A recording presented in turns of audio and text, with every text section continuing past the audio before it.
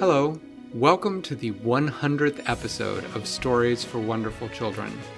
I'm so pleased today to celebrate our 100th episode by bringing you a grand story smorgasbord of 4 new stories, some suggested by listeners who filled out the listener survey. Thank you so much to everyone who listens regularly, and those of you who have told friends or family about the show or posted a review online to help others find it. And now, on with the smorgasbord.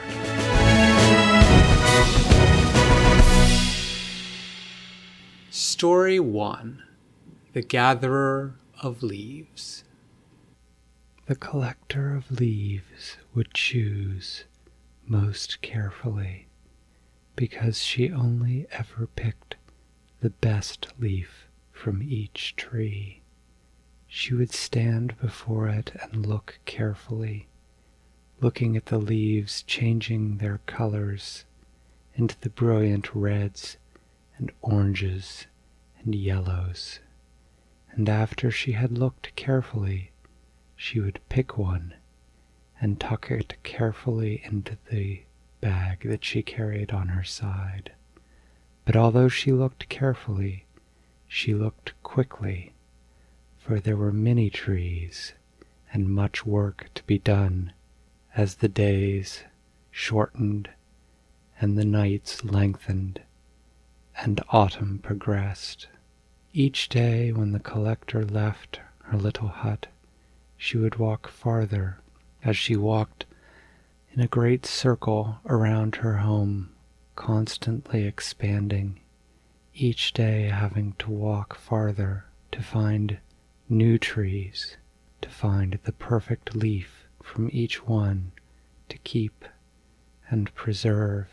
As the nights grew colder and longer, as the days grew shorter and winter neared, the collector spent much of her day walking to find new trees, and only made it back home after the sun had already set, each night emptying her bag upon the floor of her little hut, the leaves piling up in all the hues of the setting sun, fiery red, brilliant oranges and yellows, a few scattered browns and greens, covering the floor of her hut and piling up against the walls, until finally, one evening, as she returned home, the collector saw the first flakes of snow beginning to drift down from the darkening sky. She stepped inside her little hut and closed the door behind her, and then her real work began. One by one, she sewed the leaves together until she had a vast quilt. As the snows began to pile up around the walls of her hut, she wrapped herself in that great blanket of color, rolled herself up inside of it, and went to sleep. She slept through the short winter days and long winter nights as the world grew white and silent around her. And then, as the days began to get longer and the snows began to melt, one day, when the first daffodils began to poke their heads up to greet the spring, the collector woke, and she gathered her blanket, rolling it tighter and tighter into a little ball. She stepped out the door of her hut and began to walk again, returning to each tree its best leaf, the leaf turning a brilliant new green as she tossed it up into the branches, leaving behind her a trail of trees beginning to sprout their little buds and early leaves as spring returned to the land. Story 2. The Wishing Sisters. Once upon a time, there were two sisters named Greta and May. Not only were Greta and May sisters, but they were the best of friends. They did everything together. They played together, they ate together. They had 2 beds in the same room, so at night they even fell asleep together. They loved spending time together. The only thing that Greta and May disagreed about was what was the best game to play. Greta loved to play princess. She thought princesses were the most interesting thing in the whole world. She liked to read about princesses. She liked to dress up like princesses. She liked to pretend that they were princesses. May, on the other hand, thought that princesses were okay. But what she really loved was mermaids. May loved to read about mermaids. She loved to talk about mermaids. She loved to draw mermaids. And she liked to pretend to be a mermaid.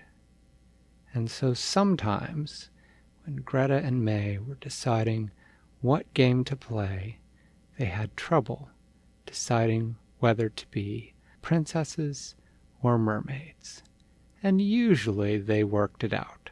Some days they played princesses, some days they played mermaids, some days they played pirates instead, just to keep things interesting. Well, one day Greta and May were out for a walk at a lake near their home, and as they were walking around the lake, they suddenly stopped. Greta said, "Do you smell something, May?" May said, "I do. It smells like," and then together they said, "skunk." They looked around, and then they saw it. There was a skunk not too far ahead of them on the path, and the skunk was clearly trying to get away from them, but they could also see that the skunk was limping. "Oh," said May, "I think it's hurt." "Hey, skunk," said Greta, kneeling down. "Are you hurt? Can we help you?" She was a little worried about skunks because she knew that they sprayed, and neither sister wanted to go home smelling like skunk. But they coaxed the skunk over, and May could see that it had a thorn stuck in one of its paws. So very gently she reached out, careful not to startle the skunk, and gently pulled the thorn out. The skunk put its paw back down, and then looked at them and said, "Thank you for helping me. I will grant you each one wish." And the sisters immediately, without discussing it, wished, and Greta wished, "I wish to be a princess," and May wished, "I wish to be a mermaid," and instantly, poof, the skunk had granted their wishes. Greta found herself in a magnificent palace, wearing real princess dress, a real princess crown. She got to sit on a throne and make decisions.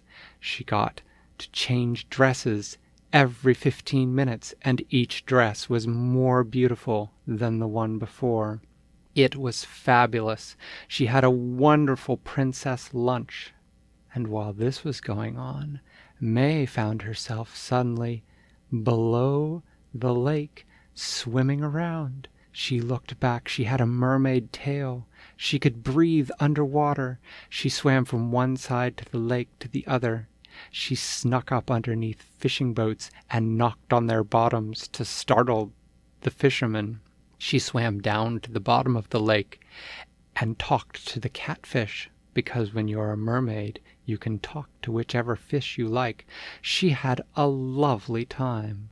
But after a couple hours, something strange happened. Greta discovered that she was bored. Being a princess was great, sure, but without May, it just wasn't right. May was coming to the same realization. Being a mermaid was wonderful. It was everything she had always dreamed of. But without her sister, her best friend, it just wasn't right. And so Greta ordered her royal coach to be brought. And she ordered her royal coachman to take her to the lake near her house. And about the same time, May swam up to the edge of the lake, right near that path where she and Greta had seen the skunk earlier in the day. She saw Greta arrive in her carriage. Greta rushed to the edge of the lake. "Oh, May," she said, "what a lovely mermaid you are." "Thank you," said May, "and you make a perfect princess, Greta." The sisters looked at each other for a minute, and then they both said it at the same time. "I miss you. We need to play a game together. We need to be ourselves again. Where's that skunk?" And they looked around, and then they saw the skunk. He was peering around the edge of a tree at them. Greta waved. "Oh, Mr. Skunk!" May called loudly. "Oh, Mr. Skunk!" The skunk took a step or two forward. "What's wrong?" said the skunk. "Don't you like your wishes?" "Well," said Greta, "the wishes were wonderful. Being a princess was great." "Yes," said May, "I've always dreamed of being a mermaid. It's just perfect. But," and the girls looked at each other, "without my sister, it's just not right. We'd rather be just ourselves if we can't be together." And the skunk looked at them for a moment and said, "Your wish is granted." And then he blinked, and suddenly both girls found themselves underwater in a beautiful seashell palace with mermaid tails and princess crowns. "The skunk made us mermaid princesses," said Greta. "That is perfect," said May. "We should have thought of that." And so they were mermaid princesses for the rest of the afternoon, until the wish wore off and they found themselves back on the path home just in time for dinner. And that's the end. Story 3. The Too Hot Child. Once upon a time there was a child who was trying to sleep, but the child was hot, and so the child went to the child's parents and said, "I can't sleep. I'm hot." And the parents said, "Dearest child, why don't you turn on your ceiling fan?" And so the child turned on the ceiling fan and lay down in bed, and the ceiling fan made it a little cooler. But the child was still hot. And so the child returned to the parents and said, "Dearest parents, I try to sleep, but I cannot, for I am too hot." And the child's parents said, "Perhaps you should turn your ceiling fan up to high." And so the child returned to the bedroom, turned the ceiling fan all the way up to high, and lay down in bed, and was a little bit cooler from the breeze from the ceiling fan. But despite that breeze, the child was still hot, and so the child tossed and turned, and then went down to the parents and said, "Oh, parents, I cannot sleep, for I am too hot despite my ceiling fan. I need a bigger ceiling fan." And so the next day the parents took the child out to the ceiling fan store, and they said, "Oh, woe are we, for our child is too hot despite the ceiling fan. We need a ceiling fan that is bigger for our child's room." And so they bought a bigger ceiling fan. They took it home, they put it on the ceiling. That night the child turned the bigger ceiling fan all the way up to high and lay down in bed, and there was a tremendous breeze. But the child was still hot, and so went to the parents and said, "Oh, I tried to sleep, and this bigger ceiling fan is wonderful, but I am still too hot." And the parents said, "Tomorrow we will go, and we will get the biggest ceiling fan." And so the next morning they measured the ceiling of the child's room. They went to the ceiling fan store, and they bought the biggest ceiling fan, so large that its blades stretched from one wall to the other, and the child said, "This is wonderful. Surely I will be able to sleep now." And that night the child turned that enormous ceiling fan up to the highest setting, and it was like standing in the wind that comes before a storm. But although the child adored that wind from the ceiling, the child found that it was still too hot, and went down to the parents and said, "Oh, I try to sleep, and I love this biggest ceiling fan, but I am still hot." The child said, "Tomorrow, can we look at wall fans?" And the parents sighed a little and looked at each other and said yes. And the next day they went to the ceiling fan store and they said, "Our beloved child is still too hot. We are looking for wall fans." And the ceiling fan store said, "We don't sell wall fans." And they took them outside and showed them the sign that said "Ceiling Fan Store, just ceiling fans. Sorry, no wall fans." And so the child and the parents went back out to the car, and they looked at each other, and the parents said, "Let's go to Walmart." And so they went to Walmart, and at Walmart they bought wall fans, and they installed them on all four walls of the child's room, and that night the child went to bed with the biggest ceiling fan running on the ceiling, and the wall fans running on the wall. And the parents were of the opinion that it was much like standing in the middle of a tornado must feel like, but the child lay there, feeling the breeze from all directions, and the child was still too hot. And the child went downstairs to the parents and said, "Oh, beloved parents, you have bought me this wonderful biggest ceiling fan, and we have gone in search of wall fans and found them, and indeed the breeze in my room is tremendous. But I am still too hot. Tomorrow can we find a floor fan store and buy me a floor fan?"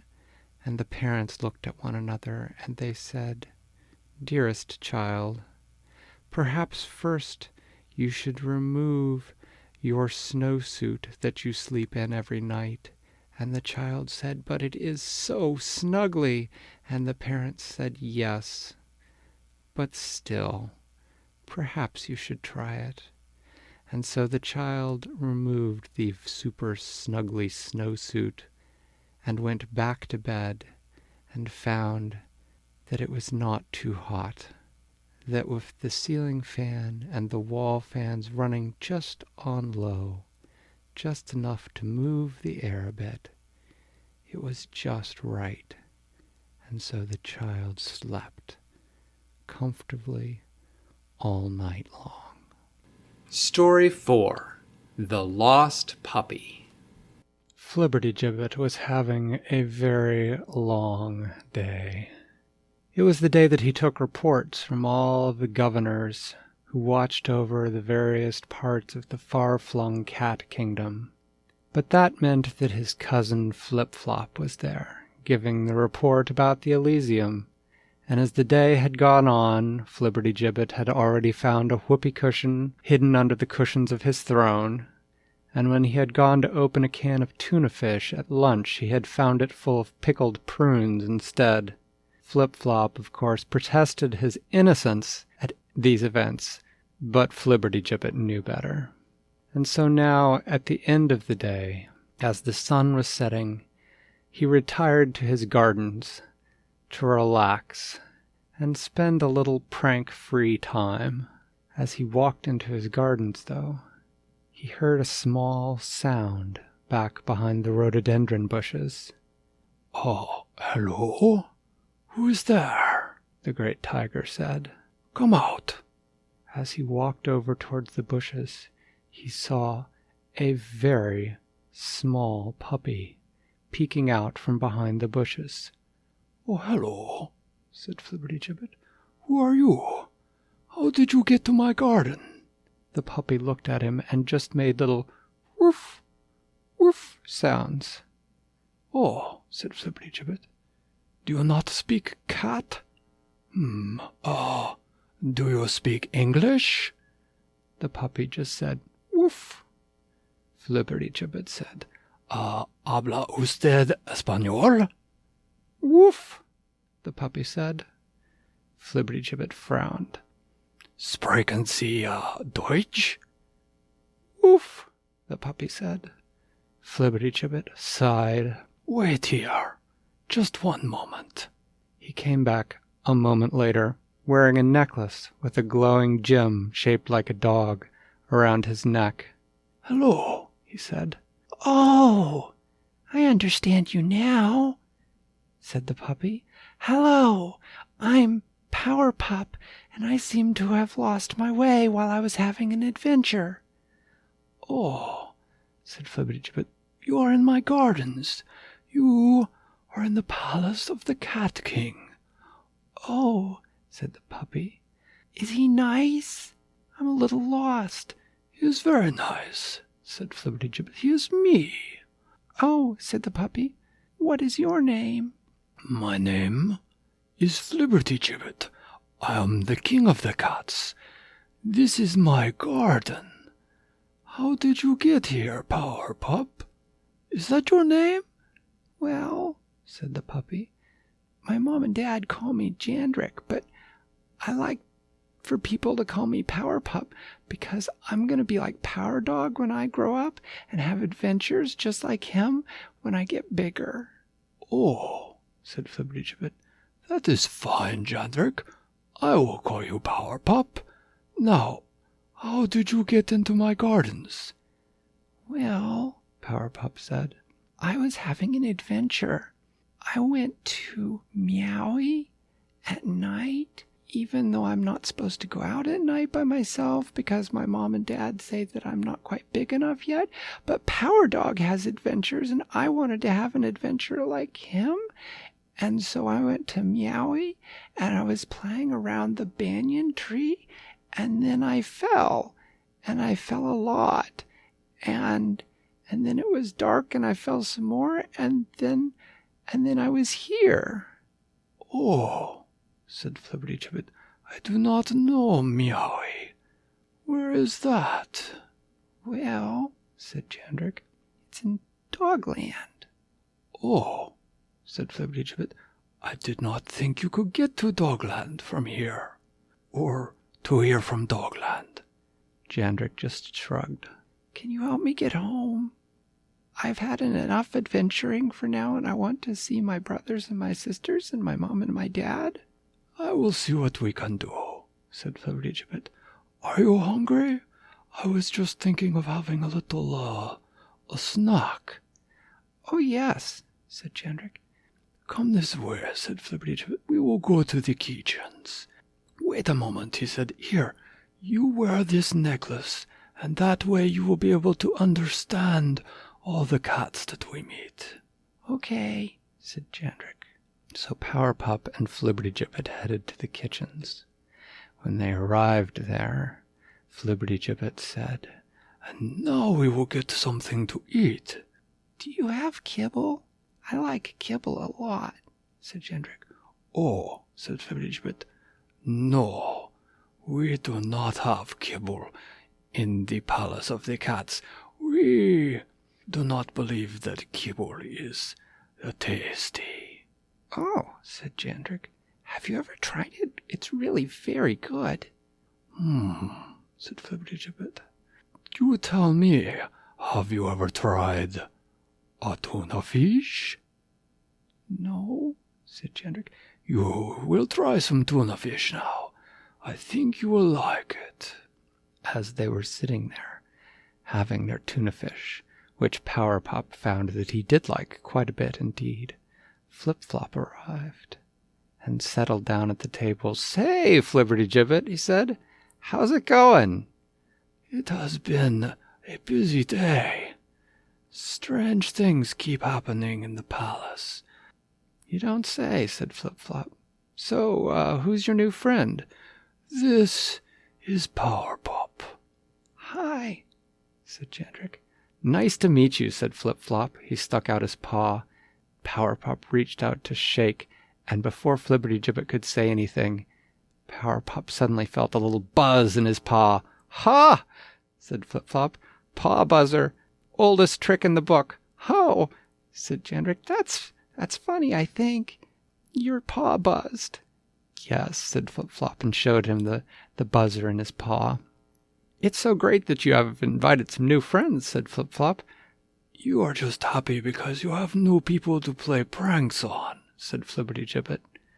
"I just like meeting new people," said Flip Flop.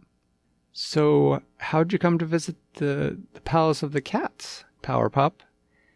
Flibbertigibbet and Jandrick together recounted the story. "Oh," said Flip Flop, "so we're going to help him get home, right, Flibbertigibbet?" We will have to figure something out, said Flibbertigibbet. "Oh," said Flip Flop. "Okay. Well, I'm sure we'll get you home, Power Pop. Flibbertigibbet and I have lots of tricks up our sleeve, and we'll definitely find you a way back to Dogland. Don't you worry." "Well, I'm not worried," said Jandrick. "You both seem very nice, but I would like to see my family again. I've had enough adventuring now."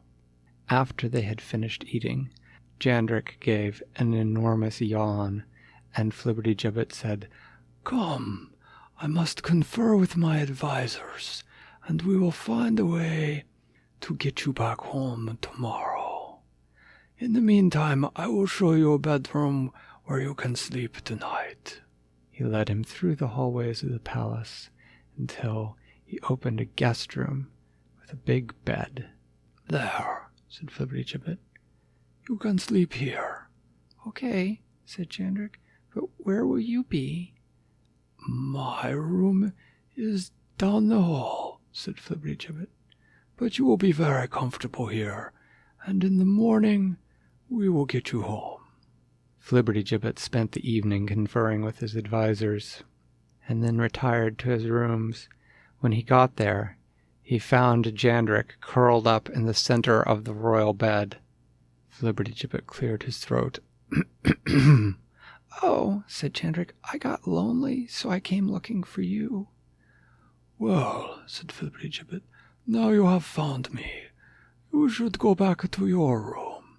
"Can I sleep on the floor near your bed? I don't like sleeping by myself. I miss my mom and my dad and my brothers and sisters," said Jandrick. "Oh," said Flibbertigibbet, "I'm sorry to hear that, but no. Only the king is allowed to sleep in the king's bedroom. You go back to your room, and tomorrow we will get you home." "Oh," said Jandrick, "okay.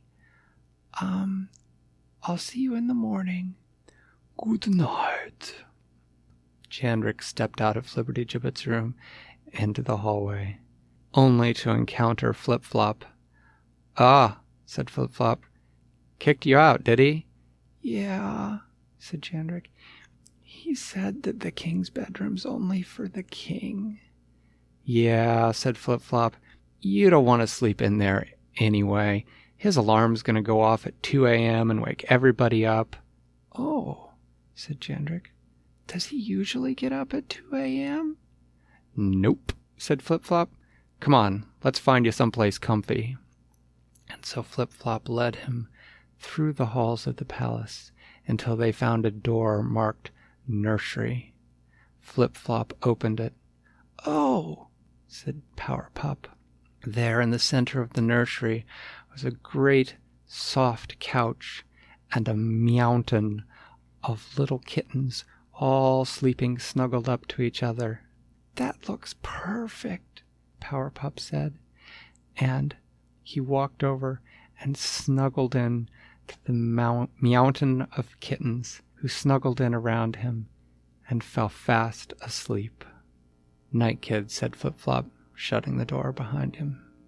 When Flibbertigibbet arrived in the kitchen in the wee hours of the morning, blinking the sleep from his eyes, he was only mildly surprised to see Flip-Flop sitting there at the table, drinking some tea. "Couldn't sleep?" said Flip-Flop. "Me either." "Somehow," said Flibbertigibbet, "my alarm was set to go off now." "Really?" said Flip-Flop. "You should look into getting a new one. I bet that's really annoying." "You have no idea," said Flibbertigibbet. "Well," said Flip-Flop, "since you're up, why don't we talk about getting Powerpup home?" "I am conferring with my advisors. We will think about mounting an expedition to find a way back to Dogland for him." Flip-Flop shook his head. "You just need to send him home by the Cat's Paw Highway, Flibbertigibbet." "You know I cannot do that," said Flibbertigibbet. "Grandma Floozy-Whoozit, when she was queen, closed off the Cat's Paw Highway to Dogland. She was concerned about dogs traveling into the Cat Kingdom." "Look," said Flip-Flop, "you and I both know that Grandma Floozy-Whoozit didn't like dogs. She didn't like anyone." "You only say that because she banned you from the palace for a year after you slipped farting drops into her tea." "Yeah," said Flip-Flop with a grin. "Totally worth it. That was the most amusing day of formal court ever." Said Flibbertigibbet. "Perhaps it was." "Anyway," said Flip-Flop, "Grandma Floozy-Whoozit didn't like a lot of things. But that's not you, Flibbertigibbet, and she's not queen anymore. You are, and you like dogs just fine. You get along with everyone. Don't let Grandma Floozy-Whoozit's dislikes dictate yours." Said Flibbertigibbet. "Perhaps you are right. Perhaps Powerpup should go home to Dogland. I will send him home tomorrow morning." "Great," said Flip-Flop. "And," said Flibbertigibbet, "I very much have enjoyed your visit, but I think tomorrow morning you should also return to watch over the Elysium." "Absolutely," said Flip-Flop. "That was my plan." "Excellent," Flibbertigibbet responded. And so the next morning, Powerpup had a lovely breakfast of tuna fish with Flibbertigibbet and Flip-Flop, and then Flibbertigibbet took him out front of the palace. "Stand on this wall," he said. "Okay," said Jandrik. "Now," said Flip-Flop, "think about going back to Meowie in Dogland." "Okay," said Jandrik. "And then, Powerpup, then you turn around 3 times, saying, 'A Cat's Paw Highway, a Cat's Paw Highway, a Cat's Paw Highway, take me where I want to go.'" "Okay," said Jandrik. "Cat's Paw Highway, Cat's Paw Highway, Cat's Paw Highway. Take me where I want to go." And with a whoosh, Powerpup was gone. "You did the right thing, Flibbertigibbet," said Flip-Flop. "I know. Thank you for helping me to see that," said Flibbertigibbet. "You know, we are going to have to find out why there is a rift from Meowie to my garden." "Yes," said Flip-Flop. "Perhaps another day. I'll leave that to you." "Farewell, my cousin," said Flibbertigibbet. And with that, Flip-Flop also mounted the Cat's Paw Highway and returned to the Elysium. And that's the end. I hope you enjoyed this special 100th episode of Stories for Wonderful Children. Thanks to wonderful listener Greta May, who requested a story about mermaids, princesses, and mermaid princesses. Also, wonderful listener James, who wanted to know what Flip Flop has been up to. And finally, Hank and Phoebe from the Adventures of Power Dog podcast, who requested a story where Flibbertigibbet meets someone from Dogland. The theme music was created by Brandon Thompson. If you know a wonderful child who might like these stories, please tell them about the show. I'm Dan Wendelin, reminding you to tell someone you love a story.